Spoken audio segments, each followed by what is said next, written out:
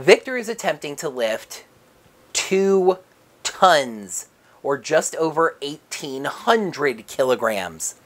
Laying it on a big... Hatred is fire and burning, passionate anger.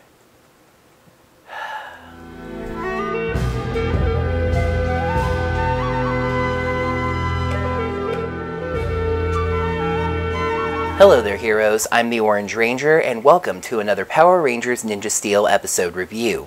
It's time for the second half of the Lion Princess two-parter, and thankfully this week there doesn't seem to have been a title change. So let's take a look at the 15th episode, The Royal Rumble. Things got off to a rocky start when the episode started by spending nearly a minute recapping the end of the previous episode. If it had been the entire episode, okay, maybe. But it's just the end of the episode, the end of the Zord fight, the Lion ship fight, and then Viera getting shot down. The one thing I can give the episode credit for in this is that it picks up directly from there. Odious, wisely, says that they should make sure that the Lion ship was indeed destroyed. As Drillion returns, Galvanax tells him to go make sure that happened, and Odious says she has an upgrade for him. In the meantime, Viera finds a component of her ship stuck to a wooden plank that's floating in midair. As you may have imagined from this, it's part of the ship's anti-gravity system, specifically the ship's anti-gravity crystal. Or at least a piece of it. Viera says it's damaged, though of course the audience has never seen it before, so we have no way of really being able to tell that, besides taking her word for it. The Rangers return to the base, and Mick and Redbot have successfully fixed all of their weapons. Calvin notices a brand new lion pin on Haley's bag. As a matter of fact, it's so new that not even Haley has ever seen it before. She grabs the pin, and it starts glowing. She drops the pin on the ground, and Princess Viera teleports in. I'll save you folks the trouble of looking for it if you haven't watched the episode yet, or you think you missed it. How Princess Viera does this is never explained. Heck, we don't even see how she set this up. She's just out walking in the mountains, and next thing we know, she's teleporting into the base via the pin. It feels like they cut a scene here where she set this up, you know, even a little surreptitious touching Haley's bag and, oh, that's so nice, and then leaving the pin there. The next scene is one that we got as a preview clip for this episode, and there's something that I find really odd about it. When Viera teleports into the base, the Rangers all strike fighting stances at the unexpected arrival. Sarah drops it first, since she knows who Viera is and the two of them have a stronger connection. However, the other Rangers do also know who Viera is and that she is now an ally of the team. However, they remain in their fighting stances as she announces who she is and explains the entire situation before finally relaxing. Anyway, she shows the Rangers the broken crystal and says that her ship will need a new source of power in order to be able to fly. If she's able to get this new source of power, she can help the Rangers defeat Drillion. The thing is, in the previous episode, she defeated Drillion from the ground. If the only issue is being able to fly, I don't see that being a problem in defeating Drillion. This ship is literally a tank. The following sequence is actually really good, and that's like 95% due to Kelson Henderson's acting chops. Since this is an engineering problem, Brody of course turns to Mick. Mick's response is that he doesn't think they should help her at all. As I speculated last week, Mick is from the Lion Galaxy, and it turns out that Viera's family kidnapped him and 100 other people and sold them to Galvanax as slaves, which is how Mick ended up on the Warrior Dome. As a result, Mick hasn't even seen his parents in 20 years. This actually gave Viera a great chance to show some more in-depth, mature character growth, having to weigh and balance something that her family probably said was important and necessary at the time versus what her own heart is telling her now. Instead, Viera simply restates her one-episode character shift that she does know her family can be cruel and has been in the past, and in fact that she came to Earth to prove to them that she could rule with an iron fist. Again, I'm not sure how defeating the Power Rangers on Earth would prove that, but whatever. However, the Rangers showed her that kindness is better, because one of them gave a cookie machine to a preteen thief. And if they do help her, she's going to return to the Lion Galaxy and rule the Power Ranger way. Which sounds like something straight out of one of those old messages from the Power Rangers. The Nexus Prism chimes in, first time in a while actually if memory serves, and shows them all the vision of the Lion ship that Mick and Redbot saw before, which is something that Mick points out. Sarah puts together now something that I had already put together by the time that episode was finished airing, that when the Nexus Prism shows you something, that means that it wants NIN-JA Steel. She figures that the Prism wants to turn the Lion ship into a Megazord.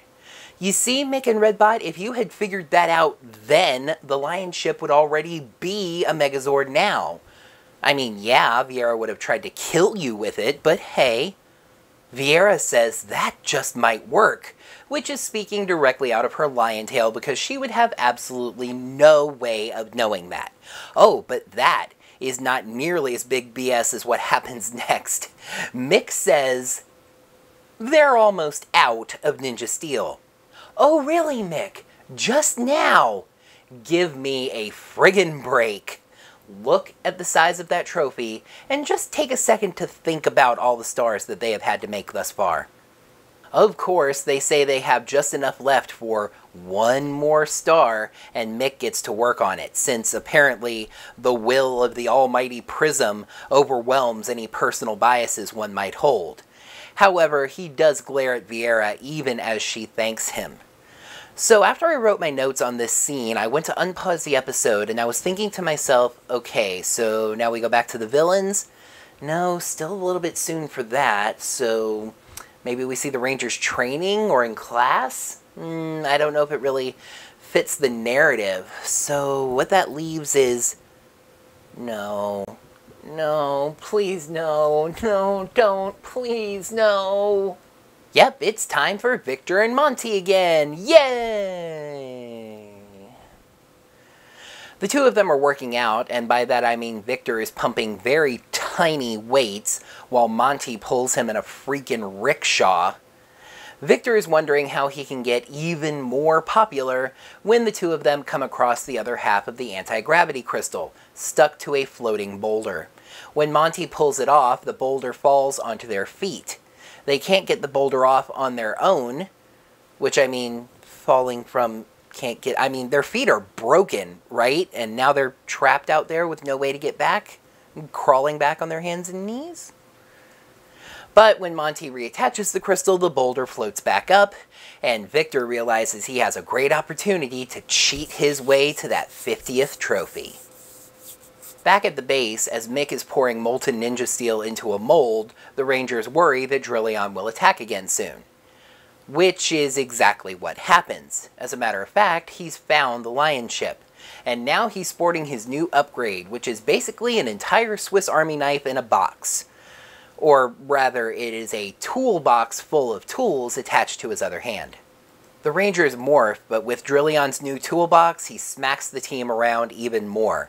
Brody calls Mick begging for the new Zord star, though I feel like if he thought they needed a Zord at that point, he could have just, called his own. Mick says the star is almost ready, tossing the NIN-JA Steel into the prism. But something unusual happens this time. Instead of a new star flying straight to Mick, the star flies right back out to Viera, attaching to her armor and then absorbing into it. Just after this, a new star appears attached to Brody's arm. Brody asks if this is the new Zord star, but Mick says he thinks the prism has something different in mind. Brody spins it, and Viera's armor disappears, reappearing on Brody. So basically, the prism made a star that steals Viera's clothes. The prism is a dick. But yes, this is a new power-up mode called Lion Fire mode. Back at the base, Mick has caught the sudden change disease from Viera. This is everything that happened. Mick hated Viera and did not want anyone to help her at all. They convince him to help anyway, and he makes a new star for her ship, but the star flies to Viera and takes her armor. She says one thing about this, that the Rangers will have a fighting chance now, and Mick turns 180 degrees on her, saying now that he truly believes that she is there to help them. They get straight to work on a new Zord star, I guess by using the 3 or 4 drops of molten NIN-JA steel that they had left. This fight is actually pretty good, with Brody, of course, smacking Drillyon around with his new powers, but Drillyon also getting in a shot or two with his upgrades. We see Cosmo reacting to this, and this leads me to a little something that I've been meaning to mention for a while now. Cosmo's faces. The Cosmo model has 2 faces, a smiling one and a shocked one. Neither of the faces move, they're not animatronic, nothing about them moves at all, they're just solid. So it always feels incredibly cheap and cheesy when we cut back to Cosmo and he suddenly got the other face on. I know they've even done it at least once where they switched them in a sequence, cutting away to switch from one face to the other. It just always really feels incredibly cheap. The other Rangers suddenly realize that they should probably be helping and use a metal attack to chain Drillyon up, with Levi using his lightning attack. Metal conducts electricity. The other Rangers should have been fried as well. Anyway, Brody jumps in and hits Drillyon with a couple of powerful slashes, destroying his toolbox and apparently the chains as well. Brody moves the armor star over to his sword and does a Lion Fire Flame final strike, destroying Drillyon. Cosmo is apparently too busy changing faces, so Galvanax orders a Kudabot to gigantify Drillyon. I guess they can do that? I guess the big console that they bring out on stage is just for show. Brody says they really need that Zord star now, so of course it was just finished. Mick tosses it into the sky and it flies over to the Lion ship, changing it into the Lion Zord. Somehow, there's no visible difference. Brody starts piloting the Zord ship and activates the Lion Fire Megazord. In something that runs a little opposite to my problem with Ninja Fusion Zord, I'm not really 100% on calling single Zords Megazords, but I do know that at least in this case there is some precedent for that sort of thing. This one also has a chest seat as well, this time inside the lion's mouth. But what's weird about that is Brody sits there in this case. I know that it's probably just a much smaller seat, but it actually makes it feel like a much smaller Zord. Kind of a quick Zord fight, of course, and it actually has a kind of weird finisher. The Megazord turns back into the Zord, driving past the monster so Brody can slash it and destroy it. Although I do have to say, of all the tool puns that Drillyon made, his blow-up line being, "This is not a drill," was pretty funny. Things wrap up at the base as Viera says that she's just glad that her armor and ship are being used for the forces of good again. Before she leaves, she tells Mick that she has a surprise for him and activates a transmission to his parents. I'm guessing that she had the two of them escorted to some kind of Royal Communications Center or something, seeing as otherwise I don't know why he couldn't have just contacted them himself. He implies that he thought they were dead, but why? He was the one that was kidnapped. But anyway, it was actually a sweet moment, especially since his parents seem to be stereotypically Jewish aliens. I really wish I didn't have to recap this part.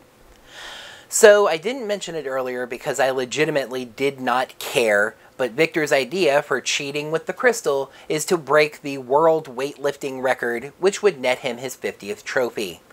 I wonder how many of those trophies he had to cheat to win. So I actually went ahead and looked it up, and the heaviest world record for the clean and jerk, the technique that Victor is using here, is 263 kilograms. Victor is attempting to lift 2 tons, or just over 1,800 kilograms. Laying it on a bit thick there, aren't you, Victor? Monty attaches the crystal, which means the entire thing should have immediately started floating, and Victor lifts it up, making a big show of how tough it supposedly was.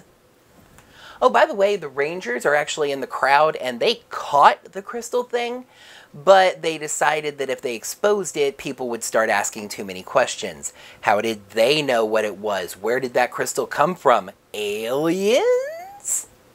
The announcer says that Victor gets the record and the trophy, and he gets so excited about that that he runs straight over to grab it without putting the weight down.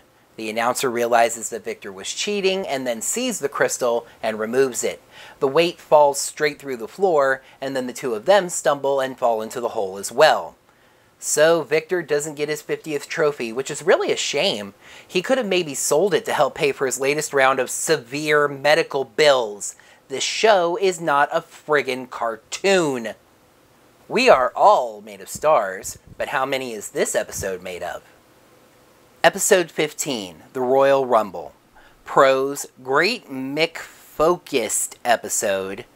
Turning a ship into a Zord changes the usual formula for this show, and the Lionfire armor looks good. Cons, Mick gets another rush change. The arc overall feels rushed, and Victor and Monty. Just Victor and Monty. There was potential here, but as per the usual, it was bogged down with classic NIN-JA STEEL issues. The Royal Rumble gets 1.5 stars out of 5. We haven't really had what you would call a Mick focus episode this season, and I'm certainly not saying that this qualifies. But to find out that Mick not only has a backstory, but a pretty deep and intense one is kind of amazing.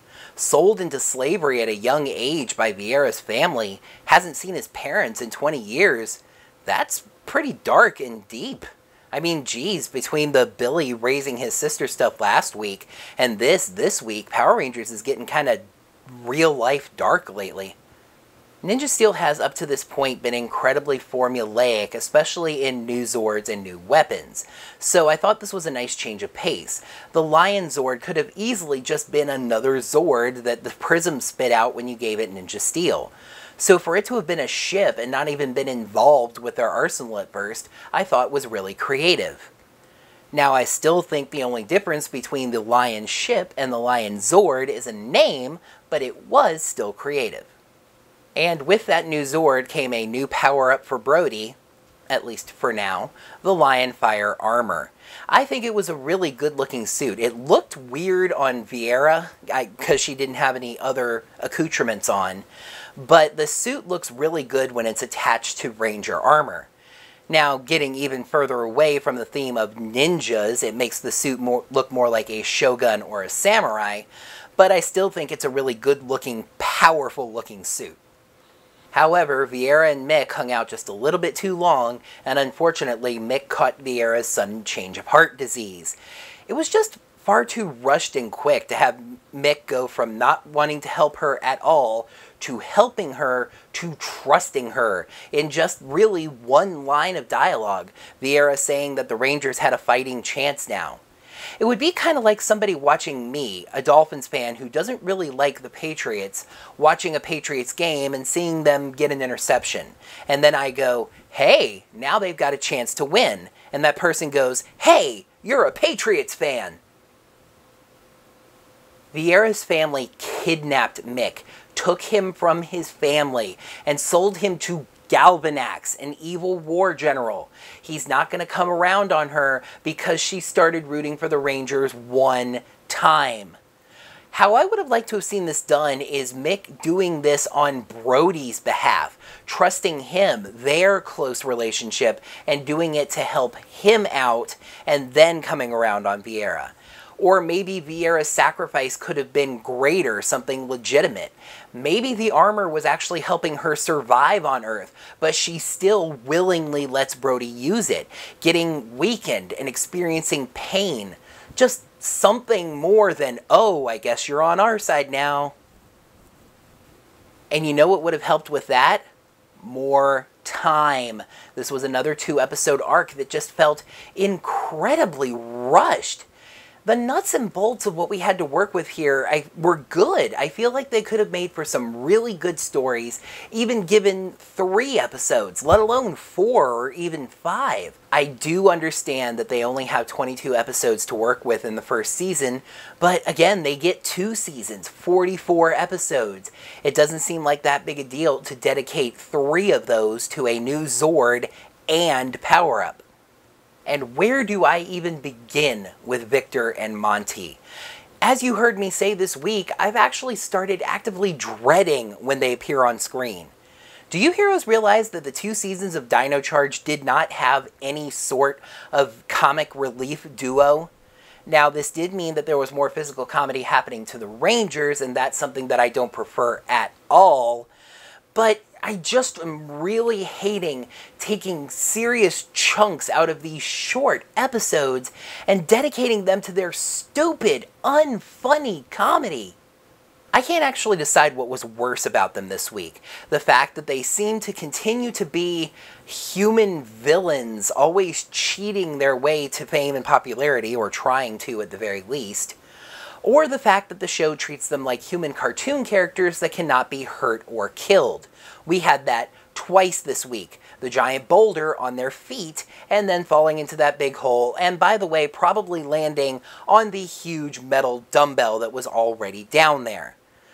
But regardless, you could have cut them from this episode entirely and nothing would have been missed. I am officially over them. In conclusion, it feels like NIN-JA STEEL just continues to get in its own way, trip over its own feet, and now it's starting to feel like it's actually wasting good ideas with bad execution. I recently saw someone on Twitter say that they wish they could get their hands on a final copy of a NIN-JA STEEL script. I agreed with the idea, but actually expanded it, saying that I wish I could be a buzz cam on the wall in the writing room as it goes through the final process, to find out exactly where we go from the really strong ideas that are in the core of these episodes to the disappointing final product we keep getting. Oh, and brace yourself, heroes, because you know what happens after we get a 2-episode story arc. That's right, filler! Let's take a look at the 16th episode of NIN-JA STEEL, Monkey Business. Calvin and Haley decide to run for office, but are thrown into discord by a monster capable of recording their voices. That's going to wrap up another Power Rangers NIN-JA STEEL episode review. Thank you heroes so much as always for watching. Make sure to like the video by clicking the like button right down below. In the comments below, let me know what you thought of this episode and of my review of it. Make sure you subscribe to the channel to see all my videos, and ring that bell and get your notifications set up so you can get notified whenever I post brand new videos such as this episode review. And if you'd like to support the channel financially, you can go to digitaltipjar.com/OrangeRangerVid, toss me a little bit of support, and I would greatly appreciate it. Until next time, heroes, may the power protect you. Hello there, heroes. I'm the Orange Ranger, and welcome to another Power Rangers NIN-JA STEEL episode review. It's time... I really should mute my phone. But it's just the end of the episode. The Zord fight, the end of... screw it. So, of course, the audience has no way of being able to tell. Mick is indeed from the Lion Galaxy, and it turns out that Viera's... Since this is an engineering problem, Brody turns to Mick to ask for advice on how to fix this problem. And sold to Galvanax as slaves, which is how he ended up on the Warrior Dome. Since this is an engineering problem, Brody takes the situation to Mick to see that doesn't even make sense. As Mick himself points out, Sarah puts together what I put together. Sarah puts together now. The Ninja Nexus. and shows them all the vision of the lion ship that Mick and Redbot had already seen before. While Monty pulls him in a rickshaw. We see Cosmo reacting to this, and this is actually something that is gonna...